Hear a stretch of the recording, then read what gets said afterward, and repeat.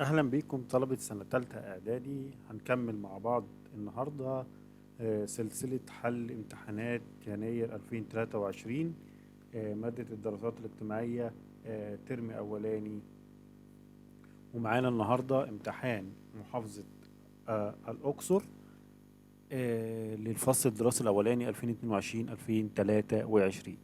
السؤال الأولاني معانا اللي هو الجغرافيا. سؤال الخريطة بيقول: أمامك خريطة صماء لقارة أفريقيا، اكتب ما تشير إليه الأرقام الموقعة عليها. 1 مسطح مائي، ده المحيط الأطلنطي. 2 جبال، طبعا دي جبال أطلس. 3 إقليم مناخي اللي هو الاستوائي أو شبه الاستوائي. و4 دائرة عرض اللي هي مدار الجدي. بيقول به بما تفسر إنشاء الموانئ الطبيعية لقارة أوروبا. هقول له: بسبب تعرجات السواحل وكثرة الجزر بها. رقم 2: تسمى هضبة التبت بسقف العالم. هقول: لأنها أعلى هضاب العالم وارتفاعها عن قمم الجبال. 3: تركز سكان قارة استراليا على السواحل الشرقية. هقول له: لوجود المدن الكبرى مثل سيدني والمناطق الصناعية الكبرى. جيم: اكتب المفهوم الدال على العبارات التالية. 1: علم دراسة السكان من حيث النمو والتوزيع والتركيب، ده علم الديموغرافيا. 2: مجموعة من البشر تتشابه في صفاتها الجسمية الخارجية، دي السلالة البشرية. 3: أصغر هضاب قارة أمريكا الجنوبية مساحة، دي هضبة باتاجونيا. السؤال الثاني: قارن بين إقليم المناخ الحار وإقليم المناخ المعتدل البارد شرق القارات اللي هو اللورنسي من حيث الخصائص المناخية والنباتية. أول حاجة هنتكلم عليها الإقليم المناخ المدار الحار. هقول: يتميز إقليم المناخ المدار الحار بحرارة مرتفعة والأمطار صيفا والجفاف شتاء، بينما الخصائص النباتية به تنمو فيه أشجار أقل طولا وارتفاعا من الغابات الاستوائية، كما تنمو بها حشائش السافانا. الإقليم المعتدل البارد شرق القارات يتميز بالاعتدال صيفا والبرودة شتاء والأمطار طوال العام وخاصة في فصل الصيف، بينما الخصائص النباتية بها تنمو فيها الغابات المخروطية ومن أهم أشجارها الصنوبر والشربين. به اختار الإجابة الصحيحة من بين القوسين. تعتبر من قارات العالم الجديد قارة طبعا استراليا. فئة عمرية تكلف الدولة ميزانية ضخمة في الغذاء والرعاية، فئة طبعا صغار السن. 3: يقل السكان في قارة آسيا لبرودة الجو في المناطق طبعا الشمالية.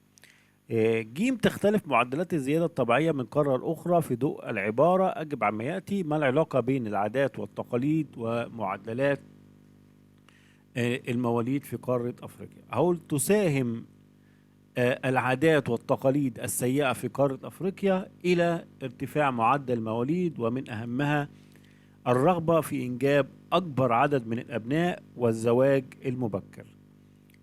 دلل جغرافيا سكان الولايات المتحدة الأمريكية مزيج من السلالات. طبعا هقول له: ألف حيث تضم ألف السلالة الزنجية وهم القادمون من أفريقيا بالهجرة الإجبارية. ب السلالة القوقازية وهم سكان الأوروبيين القادمين من أوروبا. جيم السلالة المغولية وهم الهنود الحمر السكان الأصليين للقارة. بعد كده: في أي قارات توجد الظاهرة الجغرافية التالية؟ نهر الفولجا، طبعا دي موجودة في قارة أوروبا. نيجي ثانيا التاريخ. بيقول لنا: صوب ما تحته خط واعد كتابة الجملة صحيحة. منح نقط امتياز لتأسيس شركة لحفر قناة السويس. طبعا ده سعيد باشا. تألفت وزارة الثورة في فبراير 1882 برئاسة محمود سامي البارودي. 3: أدرك السلطان نقط خطورة الصدام مع الدولة الأوروبية في مطلع القرن الستاشر، ده السلطان سليم الأول. كان نقط مقرا لقيادة ثورة القاهرة الأولى في أكتوبر 1798، طبعا الأزهر الشريف. السؤال به بيقول لنا: ما العلاقة بين كل من فشل الثورة العرابية والسلطان العثماني؟ هقول: أدى إصدار السلطان العثماني منشورا بعصيان إعرابي إلى إضعاف الروح المعنوية للمقاتلين وهزيمة العرابيين في معركة التل الكبير وفشل الثورة العربية. السؤال الثاني: مقتل الحاكم العام للسودان 1924 ووزارة الشعب. هقول ترتب على مقتل السيرلستاك القائد العام للجيش المصري والحاكم العام للسودان إلى تقدم المندوب اللورد أليمبي إنذارا للحكومة المصرية، وترتب على ذلك استقالة وزارة سعد زغلول اللي هي بين قوسين وزارة الشعب.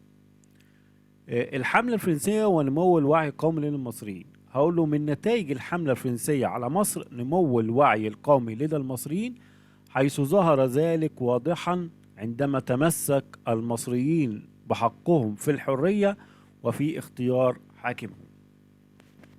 جيم بيقول لنا هنا اختر الإجابة الصحيحة من بين قوسين: توترت العلاقة بين محمد علي والسلطان العثماني بعد حروب المورا.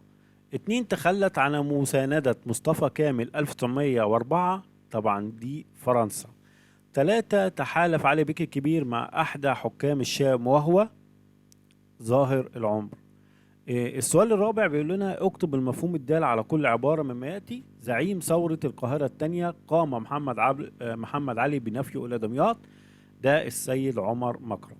توقفت في عهده حركة النهضة الذي بدأها محمد علي، ده عباس باشا. خضوع مصر المطلق للاحتلال البريطاني، دي اسمها الحماية البريطانية. 4. اضطر محمد علي بقبول شروطها وإعلان خضوعه للسلطان العثماني، دي معاهدة لندن 1840. دلل تاريخيا على صحة العبارات الآتية: كان للزعيم محمد فريد دورا هاما بالنسبة للتعليم، أقوله حيث دعا إلى إنشاء مدارس الليلية لتعليم العمال والفقراء مجانا، ودعا إلى جعل التعليم إلزاميا وبالمجان في مراحله الابتدائية أو المختلفة. بعد كده أظهرت ثورة 1919 وحدة الأمة المصرية، أو حيث شارك في الثورة جميع فئات وعناصر الشعب المصري. الرقم 3 بيقول يعتبر عهد الخديوي إسماعيل من أزهى وأخطر الفترات في تاريخ مصر الحديث، أقول له حيث كانت في أزهى الفترات وأكثرها تقدما في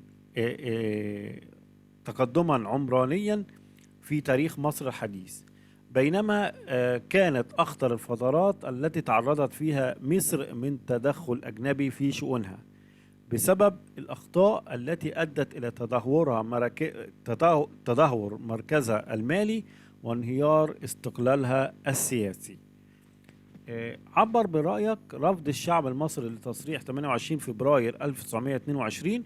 أقول له طبعا قرار صحيح جدا، لأن هذا التصريح اعترف بمصر دولة مستقلة سوريا ولم يحقق للمصريين أمانيهم الوطنية الكاملة. فشل نابليون في حصار عكا، طبعا ده موقف شجاع من أهالي عكا على مقاومة واستبسال أهلها عن مدينتهم ضد أي غزو. تمام.